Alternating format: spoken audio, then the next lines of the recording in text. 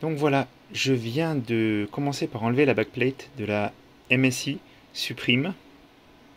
Une belle bête, j'ai du mal toujours à la manipuler tellement elle est lourde. Donc je vais mettre des pads thermiques Thermalright Extreme Odyssey.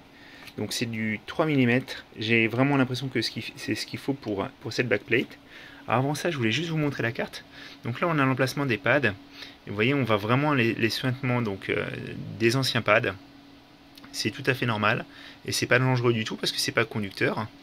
Et là vous avez la backplate en elle-même, la backplate en elle-même, et vous voyez donc on a vraiment les différents morceaux. Donc je vais essayer de tout bien repad. Encore une fois, on avait vraiment un problème là de température mémoire. Donc je m'étais dit que je ferais peut-être le devant, mais ici j'ai un sticker de garantie. Donc pour l'instant je vais pas y toucher, je vais voir sur ma EVGA. De toute façon, le fait d'avoir changé les pads de la backplate, ça avait suffi vraiment à faire baisser grandement la température.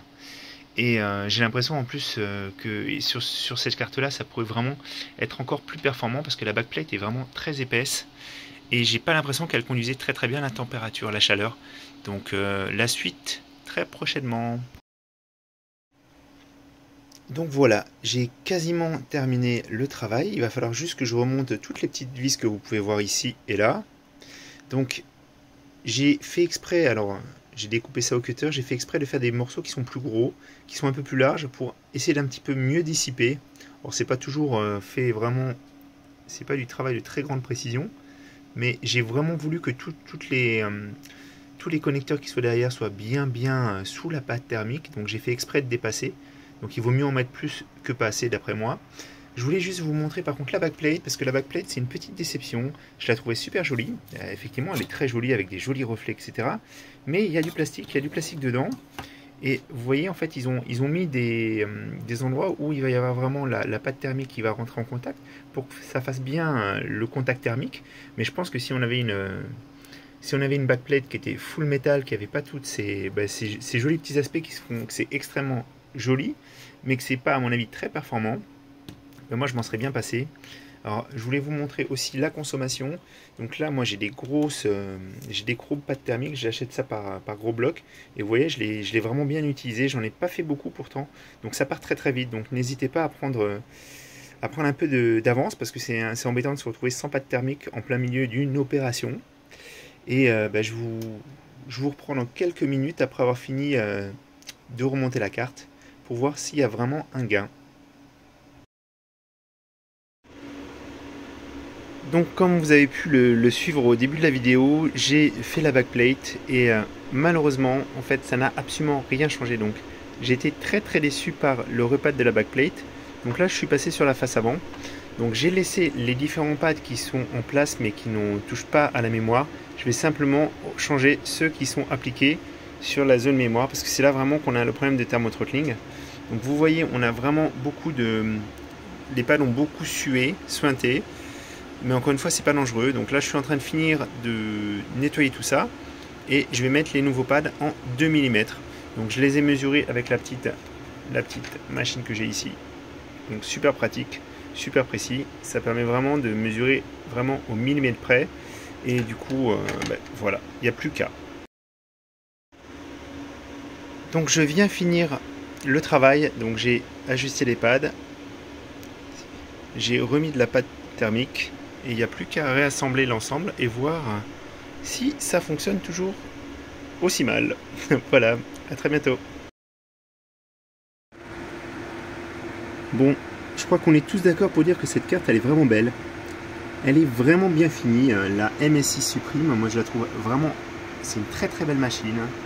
Et je suis d'autant plus surpris par les piètres performances de sa dissipation thermique. Alors, comme je l'ai abordé pendant la vidéo, le problème il vient de la backplate arrière qui ne transmet absolument pas la chaleur. Donc là j'ai mis pourtant des pads de qualité aux bonnes dimensions, mais c'est cette backplate qui est vraiment très esthétique. Moi je la trouve vraiment très belle, mais qui n'a pas d'utilité en pratique. Je préfère vraiment ce qu'ont proposé EVGA et même Gigabit, parce que là vraiment il y avait un rôle de transmission de température, de transmission de chaleur, et sur la Supreme c'est vraiment juste esthétique. Donc c'est d'autant plus dommage parce que vraiment la carte est vraiment somptueuse, je trouve. Mais ça, c'est subjectif et j'aime bien les RGB. Voilà, comme vous avez peut-être pu le constater. Donc je voulais vous montrer, donc j'ai utilisé des pads de 3 mm, mais bon, qui m'ont servi à rien pour l'arrière, pour la backplate. C'est pas du tout utile de les changer du coup. Je les ai quand même laissés parce que je les avais changés. Et j'ai utilisé les pads de 2 mm sur la face avant, avec de l'Arctic MX2 pour le processeur graphique. Donc au niveau des performances, vous les avez ici. Donc j'ai pas encore complètement optimisé ma carte, donc je suis à 95 MHz, mais c'est déjà pas mal. Et surtout, donc la température du corps n'a pas augmenté. Et si vous regardez ici, vous allez voir, la température de la mémoire est à 74 degrés, 76 degrés, alors qu'avant on était à 110 degrés et que j'avais vraiment des effets de thermothrottling. Donc des effets de thermothrottling, je pense que la mémoire, je peux la monter plus haut. C'est vraiment le fait qu'elle était vraiment à la limite du fait de ces pads de très mauvaise qualité. Donc c'est très très dommage que les constructeurs fassent pas plus d'efforts à ce niveau-là. Leurs cartes sont pas pour le mining, mais même en gaming, je pense que quand on met sa carte dans un PC qui est mal ventilé, c'est un petit peu la catastrophe et on va avoir des effets de thermothrottling. Voilà, j'espère que ça vous a plu. Et encore une fois, grosse déception avec la MSI Supreme. Donc je suis sûr que Jonathan sera content de savoir que sa carte fonctionne et qu'en plus maintenant elle est à des températures beaucoup plus basses. Il sera beaucoup plus serein, je pense, avec ça. Voilà, je vous dis à très bientôt les amis.